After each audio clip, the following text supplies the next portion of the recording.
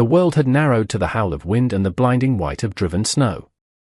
Ilara's hands were numb fists, the reins slick with ice, her knuckles split and bleeding against the frozen leather. The horse, a good mare with more heart than sense, had stumbled one final time, the snap of the wagon's axle a sound as sharp and final as a breaking bone. Now the animal stood shivering, head low, defeated by the blizzard that had descended from the mountains with no warning. Ilara had tried to unhitch her, to lead her on, but her fingers refused to work the frozen buckles. They were stranded. She slid from the driver's seat, her legs collapsing under the sudden weight of her exhaustion. The cold was a physical thing, a predator sinking its teeth into her marrow. She crawled toward the meager shelter of the overturned wagon, knowing it was a pointless gesture. This was how it ended. Not in a dusty room with a man's weight on top of her, or at the end of a bottle, but alone, frozen into the unyielding landscape. A shape emerged from the white chaos, vast and dark. At first, she thought it was a bear, or perhaps a spectre her freezing mind had conjured. But the shape was on horseback, solid, real. A man dismounted, his movements economical and sure, insulated from the storm's fury by a heavy sheepskin coat. He did not speak. He knelt, his face obscured by a low-brimmed hat and a scarf pulled high. He assessed the broken axle, the spent mare, and finally her, huddled and shivering. His gaze was steady, unreadable. Without a word, he unstrapped a thick wool blanket from his saddle, wrapped it around her shoulders, and lifted her as if she weighed nothing. The world tilted, the scent of pine and cold leather filling her senses. He placed her on his own horse, mounting behind her, his body a solid wall against the wind. He worked quickly to free her mare, tying its lead to his saddle horn. Then they were moving, cutting a path through the white oat, his arm a firm, impersonal bar across her waist, holding her in place. She was too cold to fight, too tired to question. She simply leaned back against the heat of him, a stranger, and let the darkness take the edge off the pain. The cabin was one room, built of dark, heavy logs chinked with mud and moss. A stone fireplace dominated one wall, its hearth swept clean. He laid her on a rope bed in the corner, the mattress stuffed with straw that rustled beneath her weight. He moved about the small space with a quiet efficiency that was almost unnerving. He stoked the embers in the hearth, adding kindling until a small flame flickered to life. He filled a kettle with water from a bucket by the door and hung it over the growing fire. All of this he did without looking at her, granting her the privacy of his inattention. Ilara watched him through slitted eyes, her body slowly, painfully, beginning to thaw. The man, Silas, as she would later learn his name was tall and broad, his movements deliberate. He shed his snow-caked coat, revealing a man made of hard lines and quiet strength. He never rushed.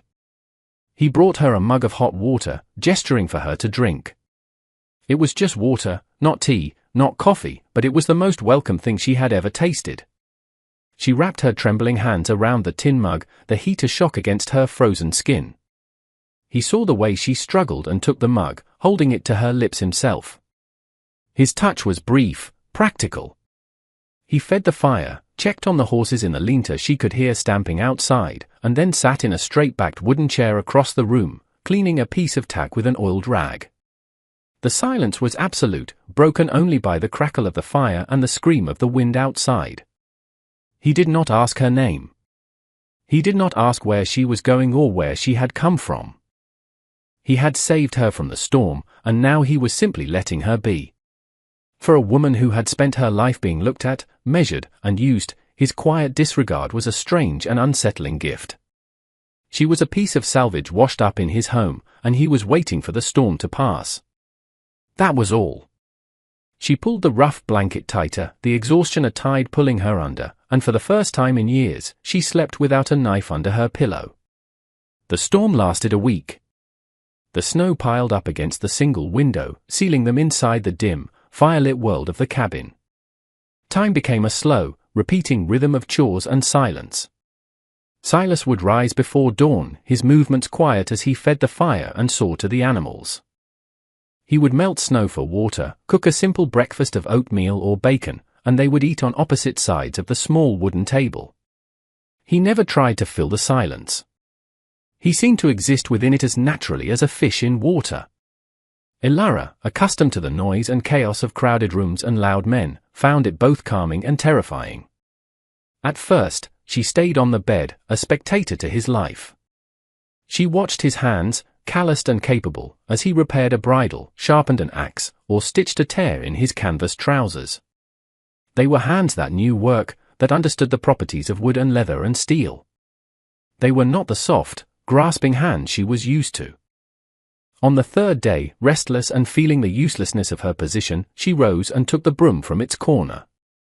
She swept the floor, her movements stiff. He glanced up from his work, a flicker of something in his eyes, surprise, perhaps, but only nodded once before returning to his task. It was an acknowledgement. An acceptance. From then on, she helped.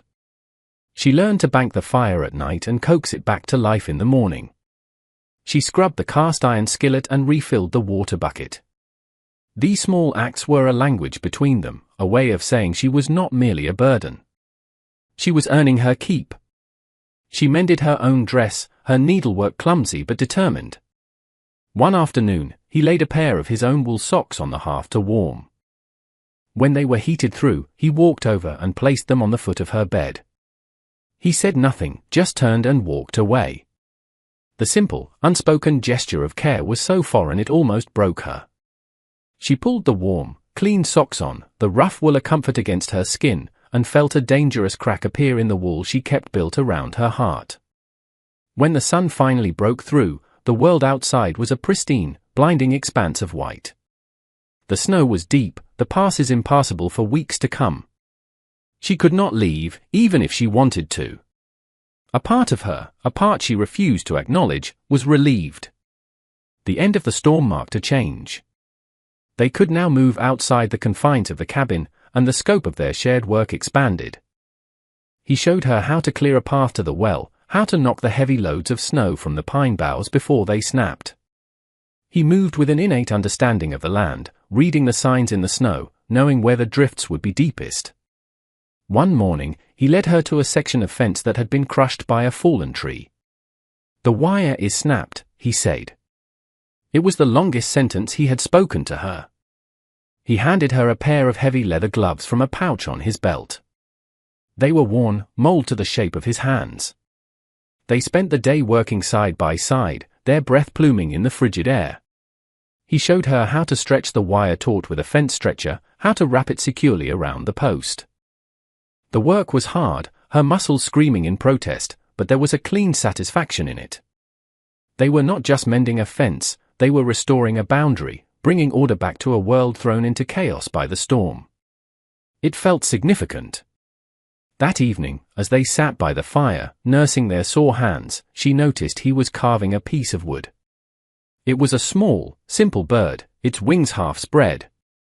He worked slowly, the knife peeling away delicate curls of pine, his focus absolute. He wasn't doing it for her, or for anyone. He was simply creating a small piece of beauty in the quiet hours, for no reason other than the act itself. She watched the bird take shape and felt the stillness of the cabin settle around her, less a cage and more a sanctuary.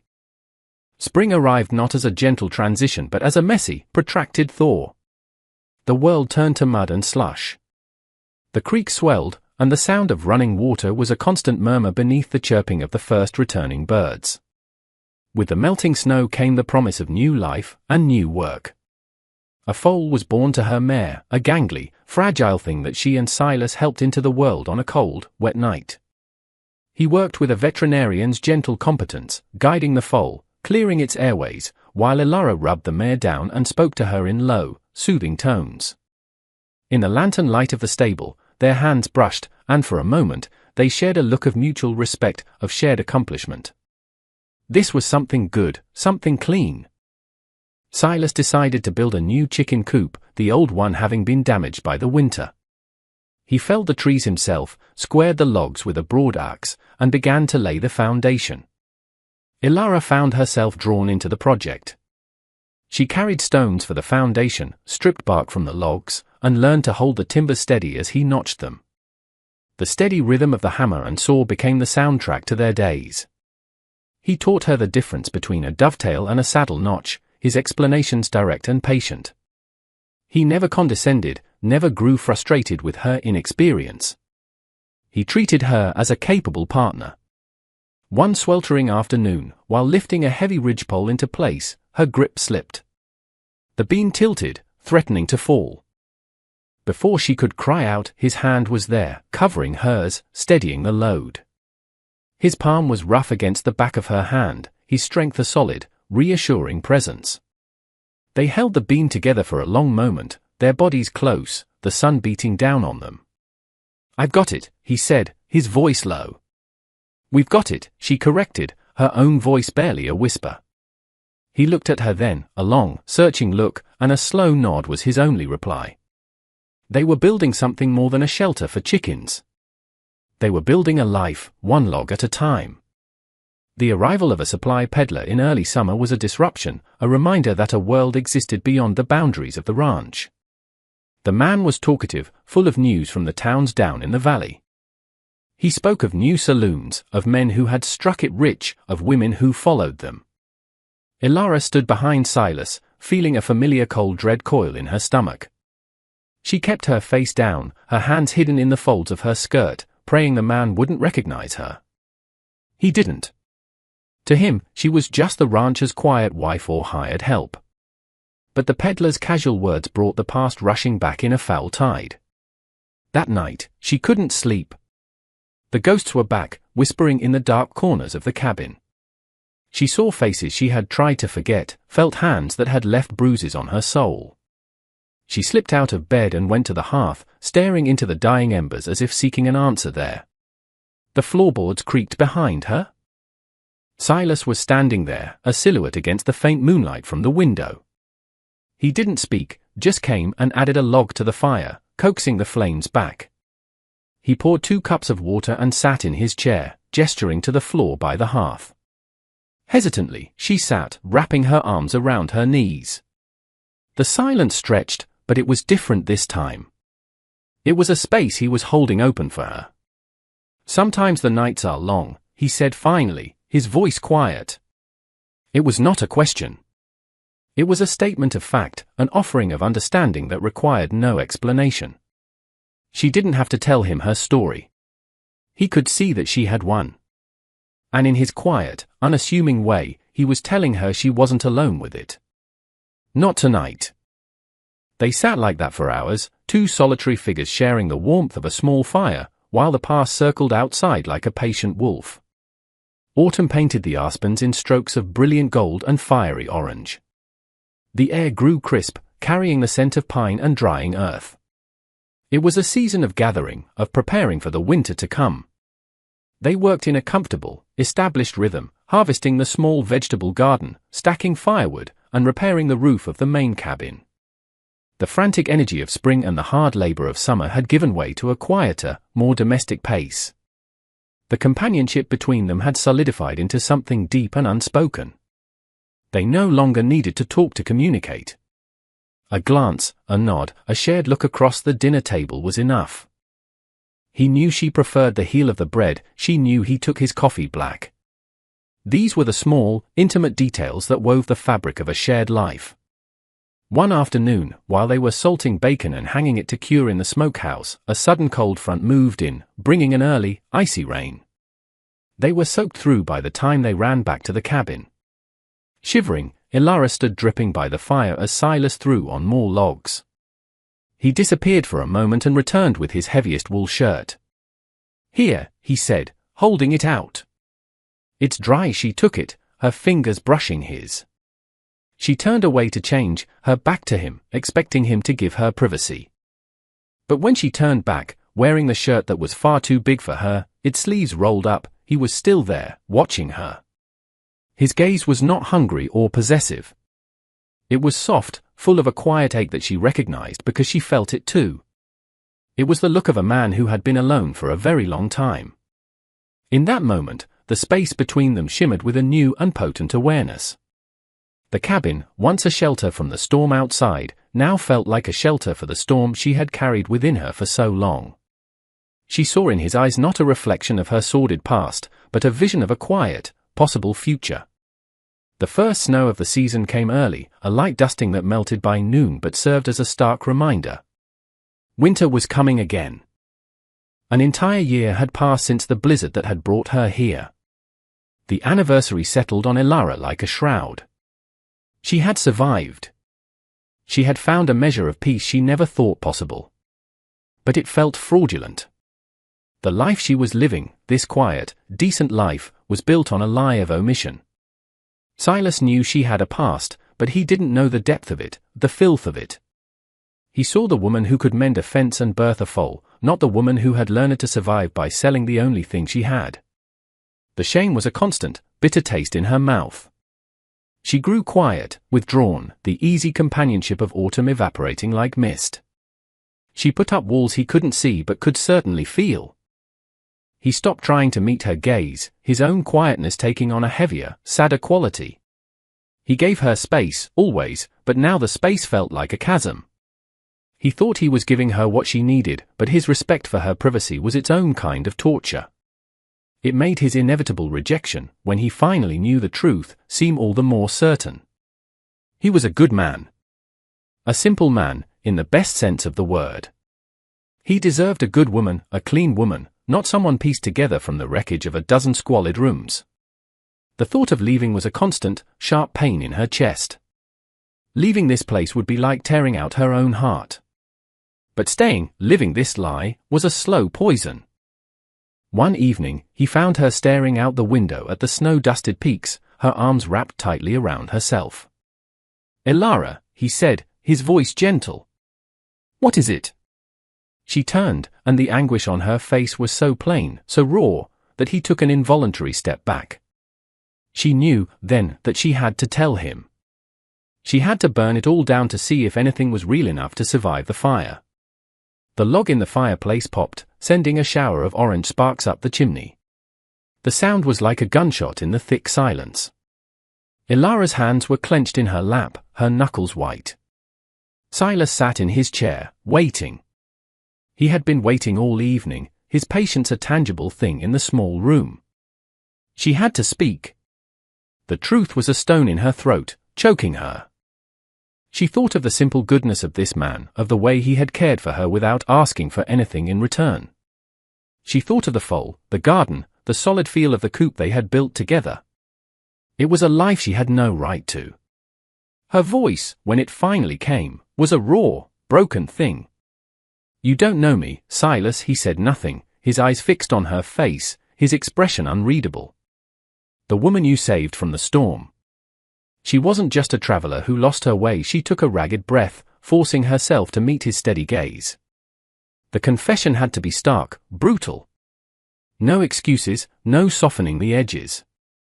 She had to show him the ugliest part of herself so he could turn away, so he could be free of her. "I wasn't coming from anywhere good. I was running. To survive, I did what I had to." She looked down at her hands, the hands that he had seen mend and build and heal. They felt foreign to her, tainted. "There is no romance in my story. Only rooms and beds and men who paid for their time." The words hung in the air, heavy and obscene. She finally looked up, her eyes swimming with tears she refused to let fall. She delivered the final, killing blow. "I've slept with many men," she said. The statement was flat, devoid of emotion, a simple, damning fact. She watched his face, waiting for the disgust, the pity, the anger. She waited for him to stand up and tell her to leave. Silas did not move. He did not look away. The firelight carved deep shadows into the lines on his face, but his expression held none of the revulsion she had expected. He simply looked at her, at the whole of her, the woman trembling before him, offering up her shame like a sacrifice. His gaze was filled with a profound and aching sorrow, but it was not for what she had done. It was for what had been done to her. He seemed to see past the words, past the litany of nameless, faceless men, to the scared and desperate person who had endured it all. The silence stretched on, and in it, Elara felt her entire world balance on a knife's edge. He finally rose from his chair, and her heart seized. This was it. He crossed the small space between them in 2 strides. He did not reach for her in passion or in anger. He knelt before her so their eyes were level. And then, he did something that shattered the last of her defenses. He took her hand. His touch was not hesitant or questioning. It was firm, grounding, a calloused palm wrapping around her cold fingers, claiming them. He held her hand between both of his, a gesture of profound tenderness. He looked from her eyes to their joined hands and then back again. His own eyes were wet. "That was before," he said, his voice thick with an emotion she couldn't name. "That was your survival. This," he squeezed her hand gently, "this is your life." She finally let a tear fall, then another. They traced paths down her face, washing away years of grime. He lifted his other hand and brushed a tear from her cheek with his thumb. "I've slept with many men," she whispered again, a final test, a plea for him to understand the depth of her unworthiness. He met her gaze without flinching, his love a steady, unwavering light in the darkness of her past. "I still love you," he said. And in those for simple words, he did not erase her history. He embraced it.